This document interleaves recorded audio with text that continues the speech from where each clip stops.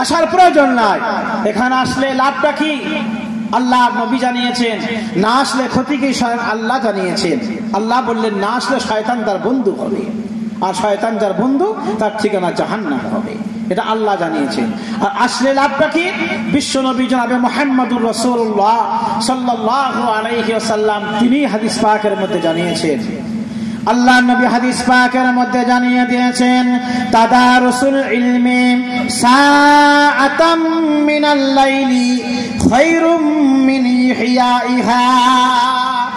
আল্লাহ নবী জানালেন আল্লাহ যদি কোনো বান্দা, আল্লাহ যদি কোনো বান্দি আল্লাহর রিজাবন্দি হাসিল করার আশায়, আল্লাহর নৈকট্য লাভ করার আশায় রাতের ঘুমকে হারাম করে দিয়ে, আরামের বিছানাকে ত্যাগ করে দিয়ে আল্লাহর নৈকট্য লাভ করার আশায় সারাটা রাত জেগে জেগে জেগে জেগে আল্লাহর উপাসনা আরাধনা ইবাদত বন্দেগী করে যদি সারাটা রাত অতিবাহিত করে দেন, আল্লাহ নবী জানালেন সারা রাত ধরে জেগে জেগে ইবাদত বন্দেগী করলে ওই ব্যক্তির আমলনামায় যতটা নেকি লেখা হবে বিশ্ব নবী জানালেন সারাটা রাত আপনাকে জাগতে লাগবে না, আরামের বিছানাকে ত্যাগ করতে লাগবে না, আরামের ঘুমকে হারাম করতে লাগবে না।